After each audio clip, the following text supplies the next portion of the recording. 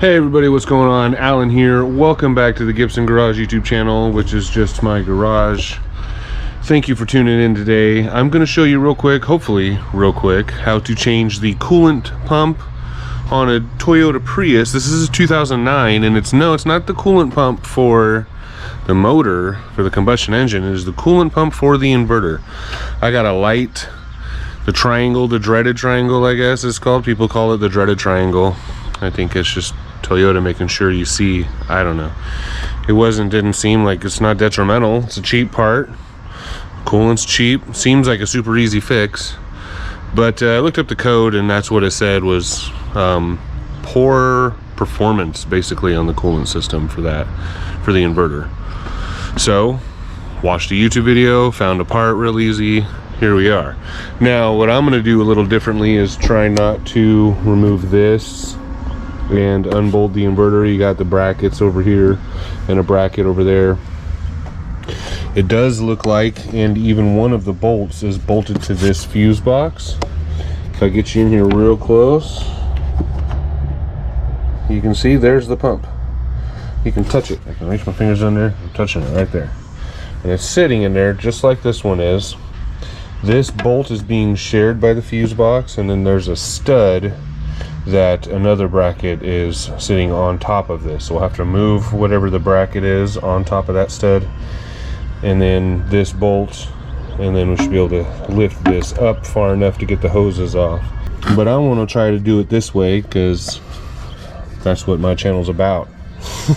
It's doing stuff the hard way, or even the wrong way, or just the different way. I've seen people removing this and lifting that up and working it out over there, but that seems like more work than you have to do. Maybe we can just undo these two extra bolts here and here, and this whole thing will slide up enough to sneak it up this way. And removing the cover gave me a little more hand room there. There's one bolt. There's two, about to be two. And the third bolt, which is this bolt here that is shared with this bracket. Mine's actually going to be a 12 mil for that one.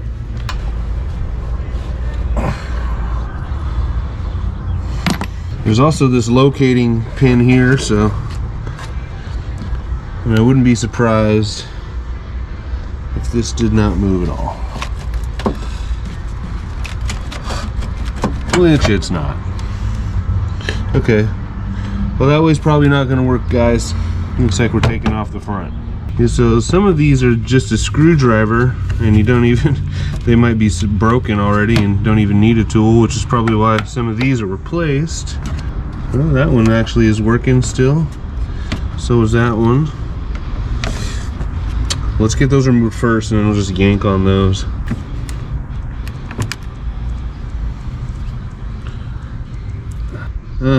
It's not even threaded at all. This isn't threaded at all, but it does do something. There's these little nubs in there.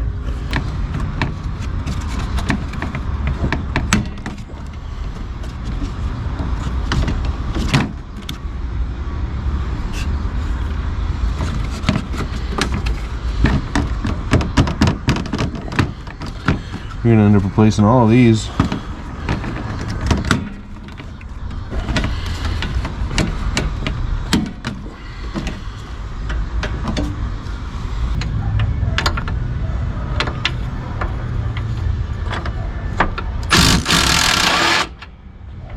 You probably want to be very careful around this thing. It might shock the life out of you. It might. It's a little terrifying. So we'll pop the hose out of the clip here. Let go, little hose. And there's one for the lower hose down next to that terrifying orange housing. On this clip, you want to get the electrical clip off. Okay, I know what you're thinking. Look at that, look at all the room I got. Look at this. Look what I can do. I mean, it wasn't even hard.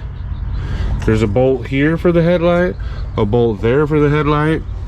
You remove one screw here, one screw there, peel it out far enough to get another bolt right underneath there. 3 bolts to the headlight.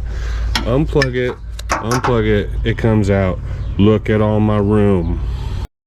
So right in here next to this deadly orange cable, you got to get one more bolt for this bracket so you can free it from this guy from the stud. I think it's stuck.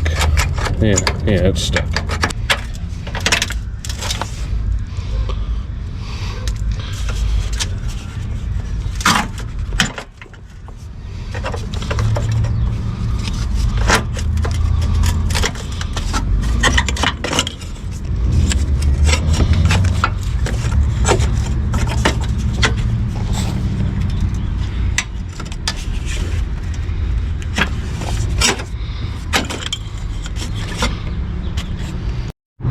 So try to find something soft to pinch off the lines, or be prepared to make a mess, or find something like I don't know, find something maybe you can shove in the hose right after you peel it off maybe. But, and then also something wide enough to grab these clips.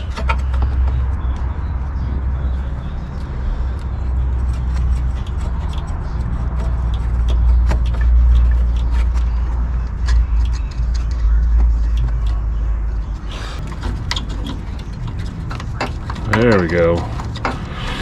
Man, that took a minute.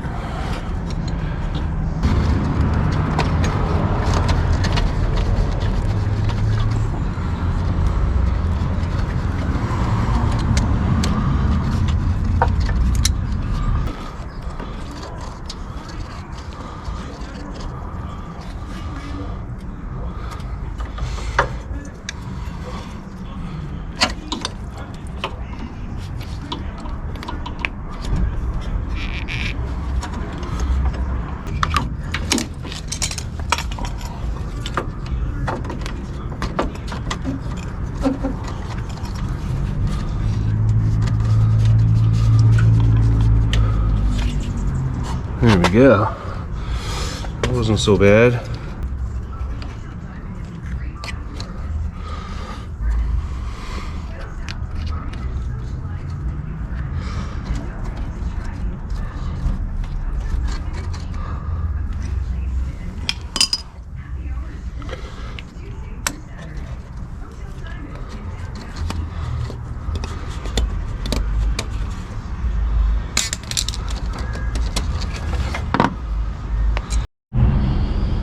Okay.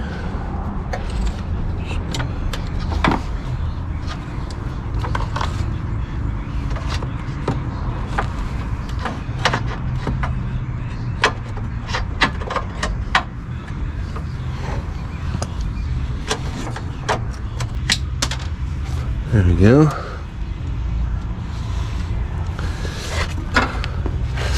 Plug it in.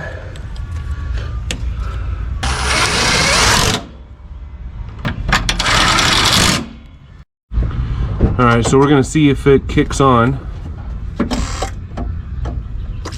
Oh, it's pumping! Is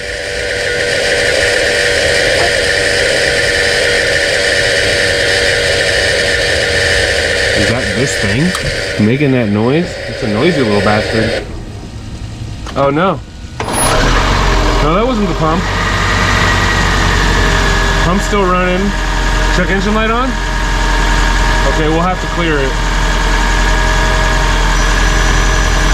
But hopefully that was it. It's totally running.